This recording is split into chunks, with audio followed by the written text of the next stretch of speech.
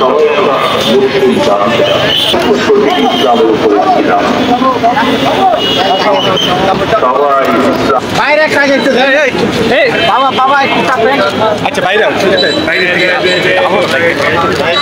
জুম্মার নামাজ আদায় করতে এসেছি আমাদের দলের নেতাকর্মী এবং এলাকাবাসীর সাথে বিনিময় করার জন্য ঐতিহ্যবাহী ডিআইটি মসজিদে আমরা নামাজ আদায় করলাম। নামাজ আদায়ের পরে আমাদের 31 দফা হ্যান্ডবিল এগুলি আমরা সাধারণ মানুষের মাঝে আমরা দিয়েছি, তাদেরকে বুঝিয়েছি 31 দফা আসলে কি, এবং তারা অনেকেই স্বতঃস্ফূর্তভাবে একমত পোষণ করেছেন যে আমাদের সাথে জাতীয়তাবাদী দলের সাথে তারা আছেন। আমি আসলে একজন প্রার্থী, জাতীয়তাবাদী দলের একজন প্রার্থী, সেই কারণে আমরা কিছু গণসংযোগ করেছি। যদি দল যুগ্ম মনে করে আমি দলের জন্য কাজ করতে চাই, এবং যদি দল যোগ্য মনে না করে তাও আমরা দলের জন্য, জাতীয়তাবাদী দলের জন্য কাজ করবো। সবাই আমরা ঐক্যবদ্ধ তো ইনশাআল্লাহ। মার্কা কি? ইনশাআল্লাহ। দল কি? বিএনপি। জি। এবং আজকে একটা ঐতিহাসিক দিন, যে জুলাই সনদ কিন্তু আজকে স্বাক্ষরিত হচ্ছে।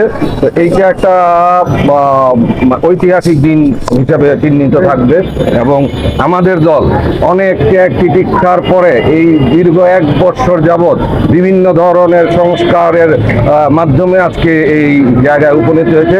এখানে সবচেয়ে বেশি অবদান জাতীয়তাবাদী দলের। Thank you. না, আপনি একটা জিনিস দেখেন, বিএনপি জাতীয়তাবাদী দল একটা বৃহৎ দল। এখানে মতের অমিল থাকতে পারে, এখানে বিভিন্ন মত থাকতে পারে।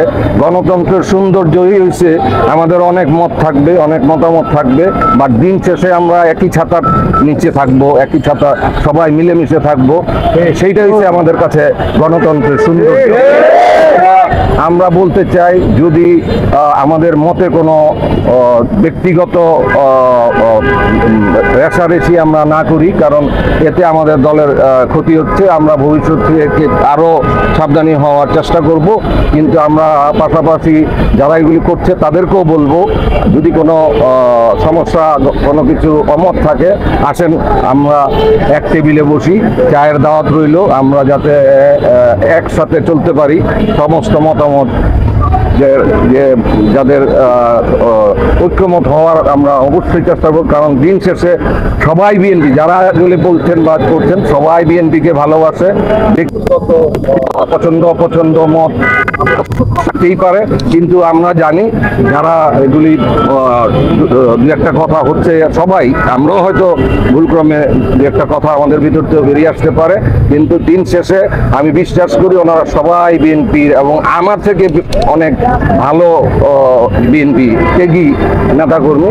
আমরা আশা করব যে একসাথে বসে আগামী জাতীয়তাবাদী দল কিভাবে নির্বাচনমুখী হবে সেই চিন্তা ভাবনা করে দল কাকে নমিনেশন দিবে এটা অনেক পরের ব্যাপার, কিন্তু আমরা যখন ভাগবিতণ্ডতা করছি, অন্যান্য দল অ্যাকচুয়ালি তারা সুযোগ নিচ্ছে এবং তারা কিন্তু নির্বাচনের ট্রেনে চড়ে বসেছে। আমরা কিন্তু এখনো নিজেদের ভিতরে কথা চালাচালি করছি, যেটা দলের জন্য ভালো হবে না। আমরা আশা করি ভবিষ্যতে আমরা একসাথে চলার আশা করি, একসাথে চলতে পারবো।